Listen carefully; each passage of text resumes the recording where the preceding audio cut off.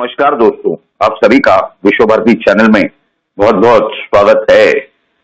दोस्तों, आज तो बहुत बड़ी खबर है कि कल प्रधानमंत्री मोदी जी को सबसे पहला लता मंगेशकर अवार्ड मिलने जा रहा है। खैर, और उसी वजह से महाराष्ट्र के अंदर कानून और सुव्यवस्था बरकरार रहे, इसके लिए नवनीत राणा हो या उनके पति रवि राणा हो। रवि राणा वहां के विधायक हैं और नवनीत राणा आप सभी जानते हैं कि वो भी निर्दलीय सांसद हैं और उनके पति निर्दलीय विधायक हैं। तो ऐसी ये जो पूरी परिस्थिति है, पिछले 2-3 दिनों से महाराष्ट्र में ऐसे राजनीतिक गर्मी का मौसम था। बहुत ही ज्यादा उछल कूद चल रही थी। क्या थी ये उछल कूद, ये समझना बेहद जरूरी है और इसमें शिवसेना ने क्या खोया और क्या पाया, ये भी जानना और समझना बेहद जरूरी है, क्योंकि भारतीय जनता पार्टी का तो कुछ गया नहीं, महाराष्ट्र नवनिर्माण सेना का कुछ नहीं गया, राष्ट्रवादी कांग्रेस पार्टी का कुछ नहीं गया और कांग्रेस पार्टी का भी कुछ नहीं गया। कांग्रेस पार्टी का तो थोड़ा बहुत नुकसान होता हुआ वैसे ही दिखाई दे रहा है, लेकिन ये जो हालात हैं, यानी इसकी शुरुआत अगर इस तरह से की जाए तो गलत नहीं होगा।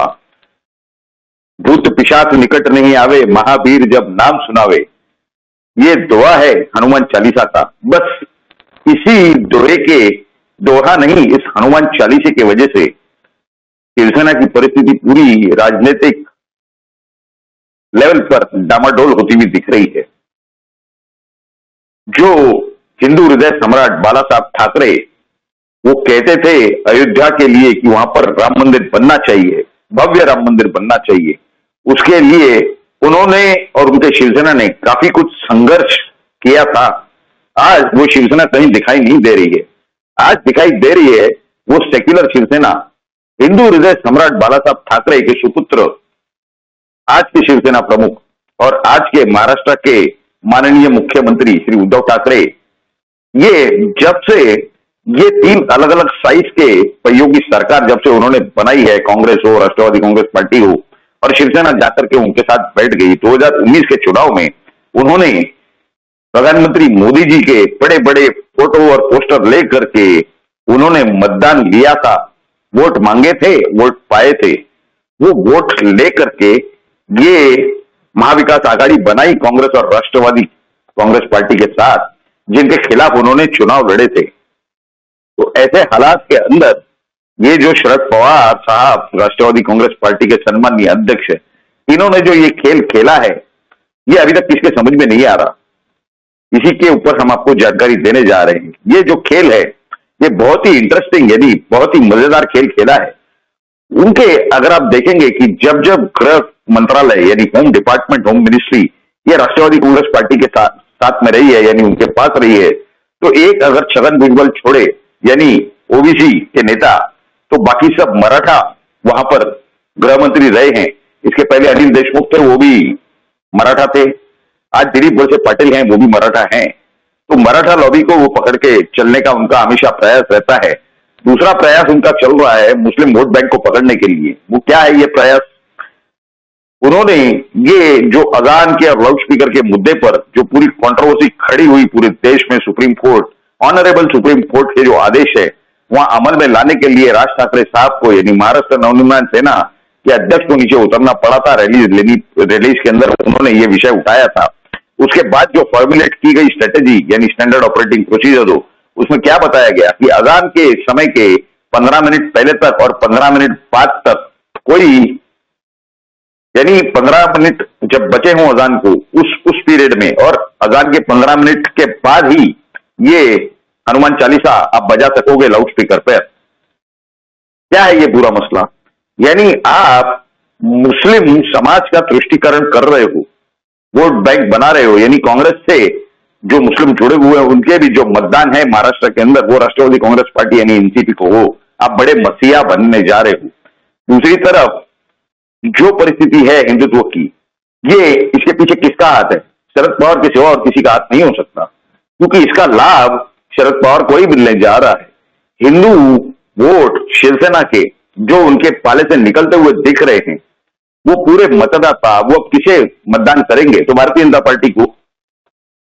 तो हिंदूवादी या हिंदुत्ववादी एक और खाना खोल देना, यानी हिंदुत्व का जो लाभ, शिवसेना के जो वोट ये भारतीय जनता पार्टी के पाले में जाने वाले हैं, उसमें से कुछ पट करके वो मनसे के पाले में चले जाएं, महाराष्ट्र नवनिर्माण सेना।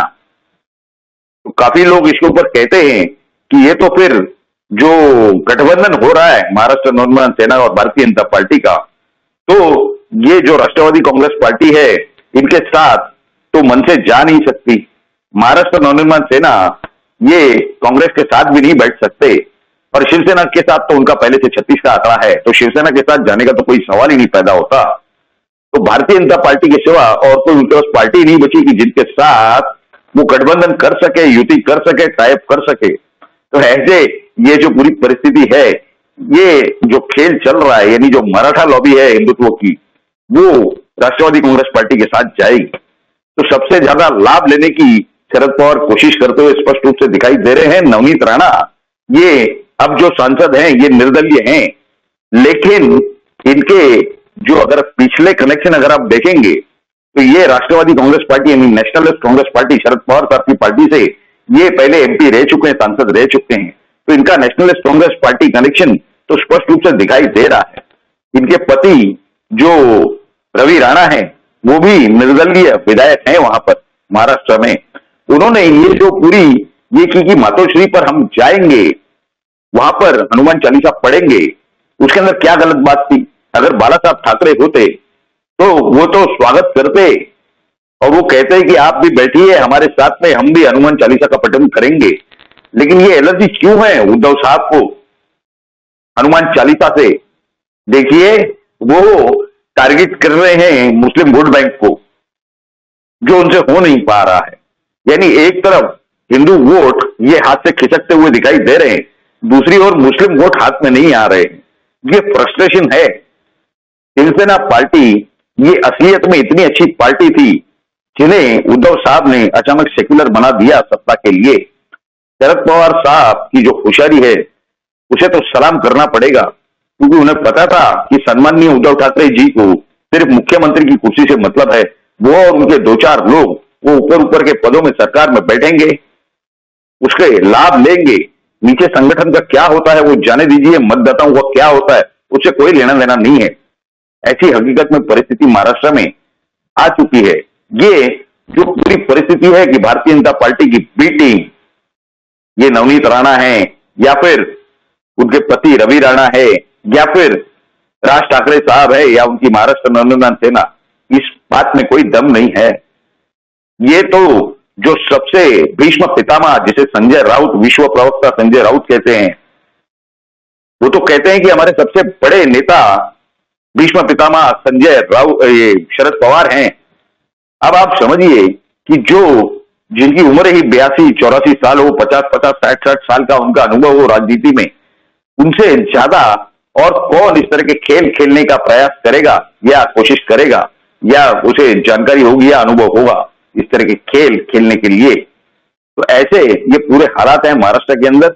आपको क्या लगता है कि ये नवनीत राणा हो, रवि राणा उनके पति हो यानी विधायक और सांसद, या फिर महाराष्ट्र नवनिर्माण सेना के जो अध्यक्ष हैं श्रीमान राज ठाकरे, सम्माननीय राज ठाकरे साहब, या उनकी पार्टी, क्या इसमें से कोई भी भारतीय जनता पार्टी की ए टीम या बी टीम या सी टीम है?